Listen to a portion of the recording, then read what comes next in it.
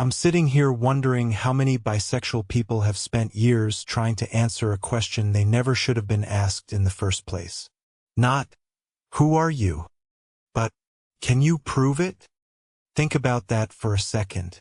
Most people go through life assuming their identity is the starting point of every conversation. For a lot of bisexual people, it feels like the thing that's constantly on trial. And maybe you've never said that out loud. Maybe you've never even admitted it to yourself. Because on the surface, you laugh things off. Someone says, "So, have you picked a side yet?" You roll your eyes. Someone calls it a phase. You shrug. Someone assumes your current partner somehow erased every attraction you've ever had before. You smile. You change the subject. You move on. That's what everyone sees. What they don't see is what happens later. When you're lying in bed replaying the conversation, wondering why something so small bothered you so much. It wasn't because the joke was clever. It wasn't because the comment was new. It was because it reminded you of something you've been carrying for years. This quiet feeling that no matter how honestly you explain yourself, someone is always waiting for your identity to make more sense to them than it does to you.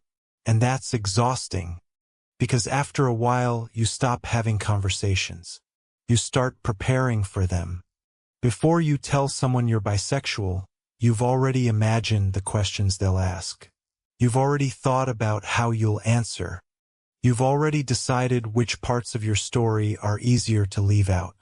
Not because you're hiding, because you're protecting your energy. There's a huge difference. People think emotional exhaustion comes from arguing. Sometimes it comes from anticipating the argument before it even happens. Have you ever noticed how quickly your brain starts scanning people? Not for danger, for safety.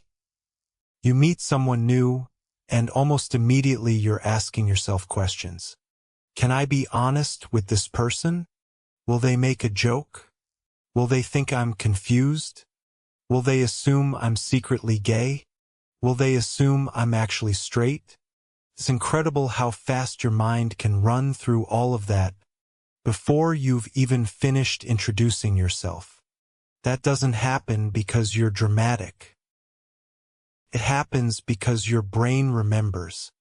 It remembers every conversation where you walked away feeling like you had to defend something that has always felt natural to you. People say, just be yourself. That sounds simple, until being yourself has repeatedly turned into a debate. Then just be yourself doesn't feel freeing. Feels risky. And I think that's the part people miss. Most bisexual people aren't afraid of telling the truth. They're afraid of what telling the truth is going to cost this time. Because sometimes the reaction isn't loud. Sometimes it's much quieter. Someone starts looking at you differently. Someone starts asking strange questions.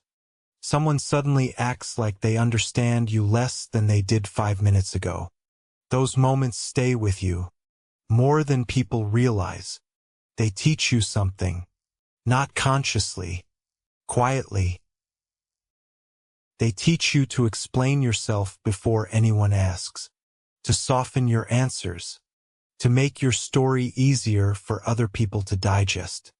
Without realizing it, you become incredibly good at making everyone else comfortable. Even when you're not. And here's where it gets dangerous. After years of doing that, you don't always know where the performance ends. You catch yourself wondering, should I mention my ex? Should I explain that? Will this make things complicated?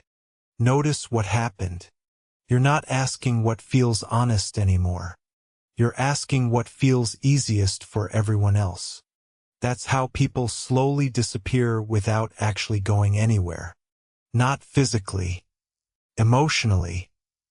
One small edit at a time. Then another. Then another. Until one day you look back and realize you've spent years introducing people to a version of yourself that required the least explanation. Not the most truth. The least effort. And nobody told you to do that. Life did. Every awkward conversation. Every skeptical look. Every time someone acted like your identity only made sense if it fit inside their own experience. People don't realize how lonely that becomes. Not because you're alone. Because you're surrounded by people who think they know you, while constantly asking you to translate yourself. Translation is exhausting, especially when you're translating the same thing over and over again. That's why so many bisexual people become hyper-aware in relationships. Maybe you've done this. Someone takes a little longer to text back. Your brain immediately starts working. Did I say something? Did I tell them too much? Did mentioning my past change how they see me? You know what's sad? Sometimes nothing happened. But your brain has learned to expect misunderstanding before it expects acceptance. That's not weakness. That's repetition. When you've spent enough years feeling questioned, your nervous system starts preparing for questions that haven't even been asked yet. People call it overthinking. Sometimes it's just experience wearing a different name. Modern dating doesn't exactly help either. Everything feels fast now. Swipe. Match. Decide. People want certainty almost immediately. Clear labels. Clear expectations. Clear answers. But people aren't apps. Identity isn't something you summarize in 3 lines and never think about again. Real people are more complicated than that. And complexity makes a lot of people uncomfortable. Not because it's wrong. Because it takes patience. Something modern relationships don't always leave room for. We've become incredibly good at judging people quickly. Terrible at understanding them slowly. And maybe that's why so many bisexual people end up carrying this hidden fear. Not that they'll never find love. Not even that they'll be rejected. The real fear is much quieter.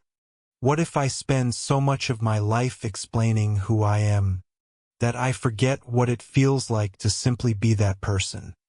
What if I become so focused on making everyone else understand me, that I stop listening to myself? That's the fear.